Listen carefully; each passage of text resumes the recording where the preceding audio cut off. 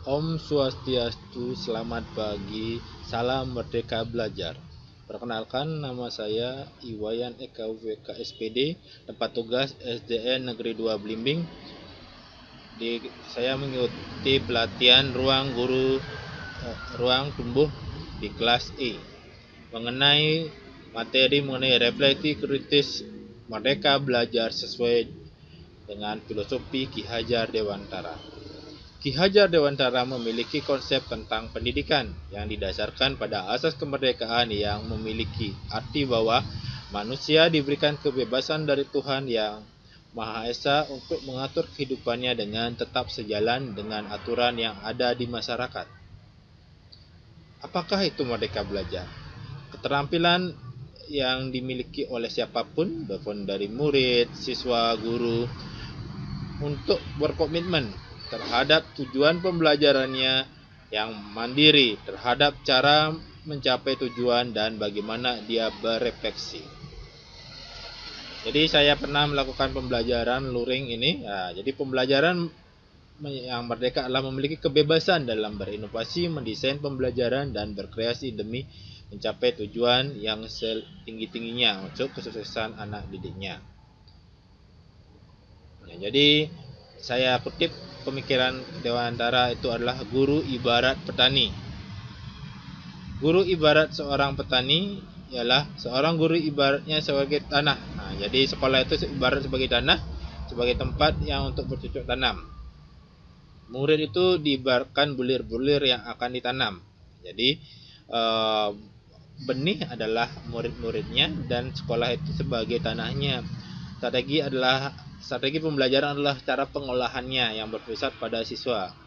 Jadi kita menanam padi tidak mungkin kita keluarnya jagung, pasti tetap kodratnya menjadi padi itu sendiri. Tugas pendidik pada hakikatnya sama seperti petani. Petani menanam padi dan dia menuntun tumbuhnya padi, tidak mungkin dia tumbuhnya menjadi jagung. Jadi petani itu adalah dia memelihara tanahnya, memelihara tanamannya, memberikan pupuk, air, dan membasmi hama penyakitnya. Jadi dia mengontrol adalah pemberian treatment, dia pengajaran, pendidikan, dan pengarahan pada sikap, pengetahuan, dan keterampilannya. Dimensi merdeka. Komitmen terhadap tujuan ada 3, komitmen pada tujuan, mandiri terhadap cara, melakukan refleksi. Ada 3 dimensi merdeka belajar. Marilah kita bahas satu persatu. Membangun komitmen pada tujuan. Partai ini yang menunjukkan pada dimensi menyuburkan motivasi internal dari motivasi dari dalam diri murid itu sendiri, melibatkan murid menetapkan tujuan, menunjukkan manfaat belajar pada murid, memberikan umpan balik secara konstruktif, dan menyediakan tantangan yang bertingkat secara bermakna.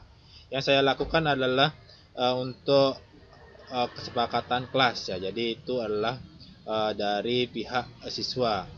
Jadi saya menggunakan Google Slide dan Google Meet. Jadi siswa diberikan kesempatan untuk menggunakan pendapat melalui Google Meet dan dia menuliskan ide-idenya di Google Slide secara bersama-sama.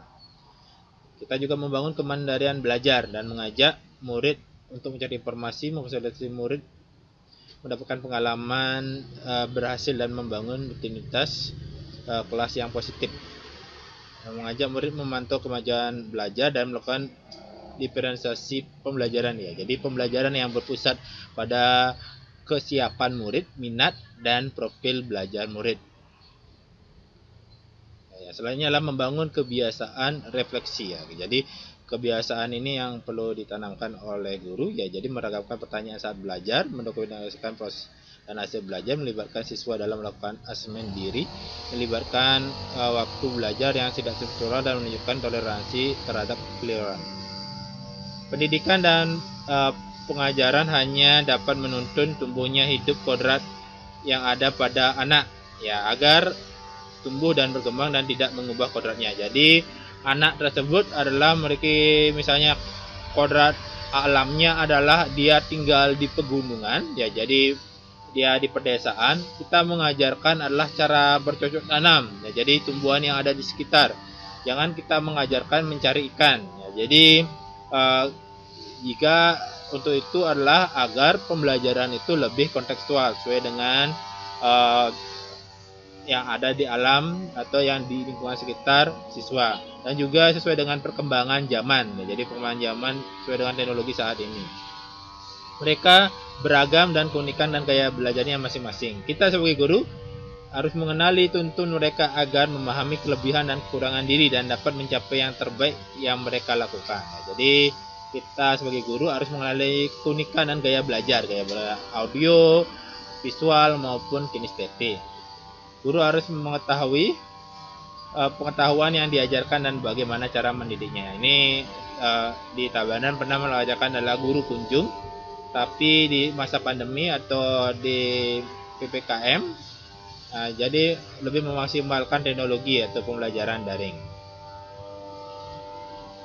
Nah, jadi pesan yang ingin disampaikan oleh Ki Hajar Dewantara adalah Ki Hajar Dewantara memiliki keyakinan menciptakan manusia Indonesia yang beradab.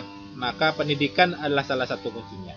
Pendidikan dapat dilatih dan tumbuhnya nilai-nilai kemanusiaan yang dapat diwariskan.